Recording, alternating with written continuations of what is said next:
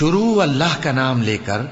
جو بڑا مہربان نہایت رحم والا ہے۔ اور جب ہم نے ان سے کہا کہ اس گاؤں میں داخل ہو جاؤ اور اس میں جہاں سے چاہو خوب کھاؤ پیو، اور دیکھنا دروازے میں داخل ہونا سجدہ کرتے ہوئے اور حطوتن کہنا، ہم تمہارے گناہ معاف کر دیں گے اور نیکی کرنے والوں کو اور زیادہ دیں گے، تو جو ظالم تھے انہوں نے اس لفظ کو جس کا ان کو حکم دیا تھا بدل کر اس کی جگہ اور لفظ کہنا شروع کیا، پس ہم نے ان ظالموں پر آسمان سے عذاب نازل کیا کیونکہ نافرمانیاں کیے جاتے تھے۔ اور جب موسیٰ نے اپنی قوم کے لیے ہم سے پانی مانگا تو ہم نے کہا کہ اپنی لاٹھی پتھر پر مارو، انہوں نے لاٹھی ماری تو اس میں سے 12 چشمے پھوٹ نکلے، اور تمام لوگوں نے اپنا اپنا گھاٹ معلوم کر کے پانی پی لیا۔ ہم نے حکم دیا کہ اللہ کی عطا فرمائی ہوئی روزی کھاؤ اور پیو، اور زمین میں فساد نہ کرتے پھرنا۔ اور جب تم نے کہا کہ موسیٰ ہم سے ایک ہی کھانے پر صبر نہیں ہو سکتا، تو اپنے پروردگار سے دعا کیجئے کہ ترکاری اور ککڑی اور گیہوں اور مسور اور پیاز وغیرہ جو نباتات زمین سے اگتی ہیں ہمارے لیے پیدا کر دے۔ انہوں نے کہا کہ عمدہ چیزیں چھوڑ کر ان کے بدلے ناقص چیزیں کیوں چاہتے ہو؟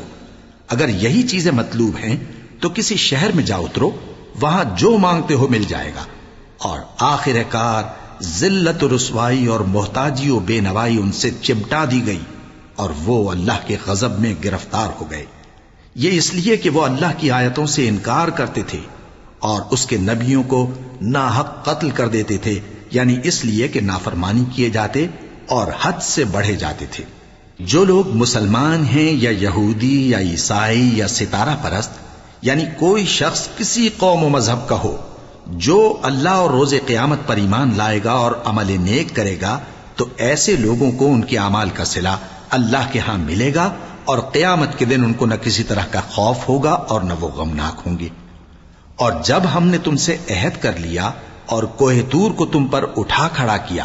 اور حکم دیا کہ جو کتاب ہم نے تم کو دی ہے اس کو زور سے پکڑے رہو، اور جو اس میں لکھا ہے اسے یاد رکھو تاکہ عذاب سے محفوظ رہو،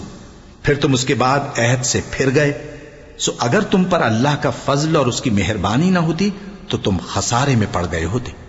اور تم ان لوگوں کو خوب جانتے ہو جو تم میں سے ہفتے کے دن مچھلی کا شکار کرنے میں حد سے تجاوز کر گئے تھے، تو ہم نے ان سے کہا کہ ذلیل و خوار بندر ہو جاؤ، اور اس قصے کو اس وقت کے لوگوں کے لیے اور جو ان کے بعد آنے والے تھے عبرت اور پرہیزگاروں کے لیے نصیحت بنا دیا۔ اور جب موسیٰ نے اپنی قوم کے لوگوں سے کہا کہ اللہ تم کو حکم دیتا ہے کہ ایک بیل ذبح کرو، وہ بولے کیا تم ہم سے ہنسی کرتے ہو؟ موسیٰ نے کہا کہ میں اللہ کی پناہ مانگتا ہوں کہ نادان بنوں۔